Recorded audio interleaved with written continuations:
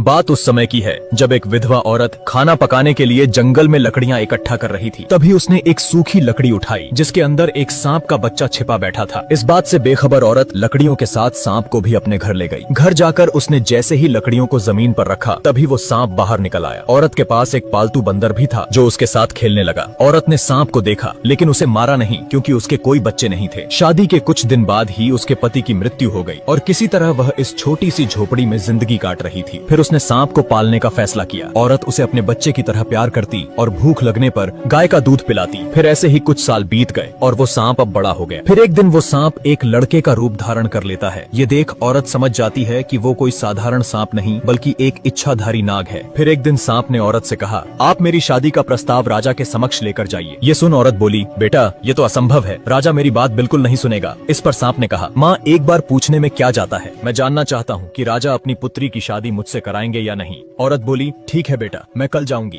फिर अगले दिन वो महल की तरफ निकल पड़ी। थोड़ी देर चलने के बाद औरत महल पहुंच गई। जैसे ही उसने अंदर जाने का प्रयास किया तभी द्वारपालों ने उसे रोकते हुए कहा, आपको अंदर जाने की अनुमति नहीं है। जब तक राजा का आदेश नहीं होता कोई भी व्यक्ति महल के अंदर नहीं जा सकता। औरत बोली, बेटा राजा से बहुत जरूरी बात करनी है, कृपया करके मुझे जाने दें। उसके बार बार आग्रह करने पर द्वारपालों ने उसे महल के अंदर जाने दिया। औरत राजा के पास गई और कहा, मैं अपने बेटे के लिए आपकी पुत्री का हाथ मांगने आई हूँ और मैं ये भी पहले ही सुनिश्चित कर देती हूँ कि मेरा बेटा एक सांप है महाराज। ये सुनते ही राजा क्रोधित हो उठा। फिर सैनिकों ने औरत को घसीटते हुए ले जाकर महल से बाहर फेंक दिया। फिर वह दर्द के मारे कराहने लगी क्योंकि उसका एक हाथ टूट गया था। अब वो खुद को संभालते हुए किसी तरह घर लौटी और सांप बेटे को महल में हुई घटना के बारे में बताया। फिर उसने कहा, माँ तुम अपने हाथ की चिंता मत करो। तभी उसने मणि प्रकट की और बोला, मेरी माँ का हाथ अभी ठीक हो जाए। इतना कहते ही औरत का टूटा हुआ हाथ बिल्कुल पहले जैसा ठीक हो गया। सांप ने अगले दिन भी औरत को महल भेजा। इस बार भी राजा के सिपाही उसे महल से बाहर फेंक देते हैं। वो फिर एक बार जलील होकर और शरीर पर चोट लिए वापस घर लौट जाती है। इस बार भी सांप बेटे ने उसे ठीक कर दिया और एक बार फिर से औरत को महल जाकर राजा से शादी की बात करने के लिए कहा। वो घबरा गई और बोली, बेटे मैं बार बार जलील होने नहीं जा सकती और साथ ही मार पड़ती है सो अलग। माँ बस ये आखिरी बार आप चले जाइए, इसके बाद मैं दोबारा नहीं बोलूंगा जाने को। औरत फिर से एक बार राजा से कहती है, महाराज यहाँ आना मेरी मजबूरी है, बस आखिरी बार मैं आपसे पूछ रही हूँ, क्या राजकुमारी की शादी मेरे सांप बेटे से कराएंगे? फिर राजा ने कुछ देर विचार किया और मुस्कुराते हुए बोला, अगर राजकुमारी को ले जाना है तो अपने बेटे से कह देना, आज से ठीक 2 दिन बाद तुम्हारी झोपड़ी की जगह वहाँ एक विशाल महल होना चाहिए जो हमारे महल से साफ नजर आए और उस महल के सामने 1000 हाथी और 400 घोड़े हमारे स्वागत के लिए खड़े होने चाहिए। राजा की बात सुन वो हैरान रह गई। इस बार सैनिकों ने उसे इज्जत से जाने दिया। इस बात की खुशी औरत के चेहरे पर साफ दिख रही थी। घर जाकर उसने बेटे से कहा, महल और हाथी घोड़े की बात कर रहा था राजा। माँ बस इतनी सी इच्छा है राजा की, ये तो बहुत आसान है, तुम चिंता मत करो, कल सुबह ही इंतजाम हो जाएगा। फिर आधी रात को सांप घर से बाहर निकला और मणि हाथ में लेकर बोला, मेरी ये छोटी सी झोपड़ी एक विशाल महल में बदल जाए और महल के सामने 1000 हाथी सहित 400 घोड़े मेरी सेवा में उपस्थित हो जाएं। इतना बोलते ही जगमगाता हुआ स्वर्ण से बना महल झोपड़ी की जगह खड़ा हो गया और 1000 हाथी सहित 400 घोड़े भी स्वागत के लिए तैयार थे। फिर अगली सुबह राजा को उसकी पत्नी जगाते हुए बोली, उठिए चलकर देखिए बाहर क्या हो रहा है। उसने बाहर जाकर देखा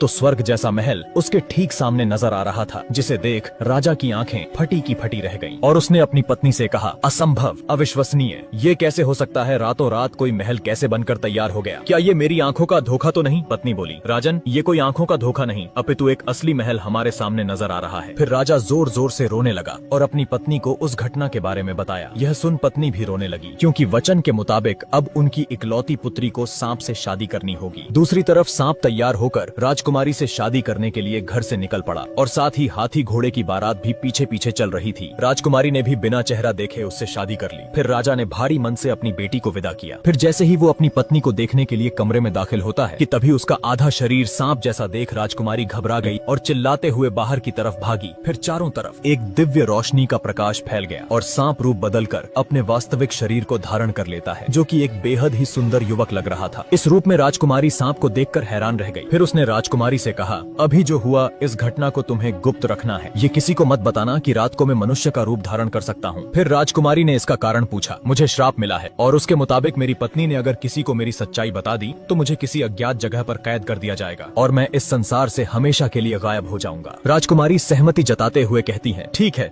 मैं ये बात किसी को नहीं कहूंगी, मगर मैं तुम्हें किस नाम से पुकारूं? देव, देव नाम है मेरा, तुम मुझे इसी नाम से बुलाना। इधर राजा को अपनी बेटी की चिंता हो रही थी तो उसने एक सैनिक से कहा, जाओ और बिना किसी की नजर में आए मेरी बेटी का पता लगाओ, वो ठीक है या नहीं, कहीं उस सांप ने मेरी फूलों सी नाजुक बेटी को कोई नुकसान तो नहीं पहुंचाया। फिर अगले दिन सैनिक सांप के महल में चुपचाप घुस जाता है और जब उसने छुपकर देखा तो राजकुमारी उसे ठीक हालत में नजर आई। फिर वो महल जाकर राजा और रानी से कहता है, राजन आप चिंता न करें, राजकुमारी वहाँ बिल्कुल ठीक है। राजा को तनिक भी उम्मीद नहीं थी कि ये सुनने को मिलेगा और वो अभी भी संतुष्ट नहीं था। अब 2 दिन बाद राजा ने एक पत्र लिखा जिसमें वो अपने सांप दामाद और बेटी को भोज के लिए आमंत्रित करता है। जब राजकुमारी अपने पति के साथ मायके आती है तब माँ ने इशारों में कहा, मेरी बच्ची हमने बहुत गलत किया है तुम्हारे साथ, तुम्हें कितना दुख झेलना पड़ रहा है हमारी वजह से। माँ ये आप क्या कह रही हैं? मैं अपने पति के साथ बहुत खुश हूँ, बल्कि ये तो मेरा सौभाग्य है कि मुझे ऐसा जीवन साथी मिला। अब 1 महीना बीत गया और नगर में एक व्यापारी के घर शादी थी। उसने राजा और राजकुमारी को समारोह में आमंत्रित किया तो सांप ने कहा, मेरी प्यारी पत्नी तुम पहले जाओ, मैं सूरज ढलते ही इंसानी रूप में वहाँ आ जाऊंगा, मैं तुम्हें फिर से याद दिला दूं। ये बात किसी से कहना नहीं कि मैं दिन में सांप और रात में एक मनुष्य का रूप ले सकता हूँ, इस बात का ध्यान रहे,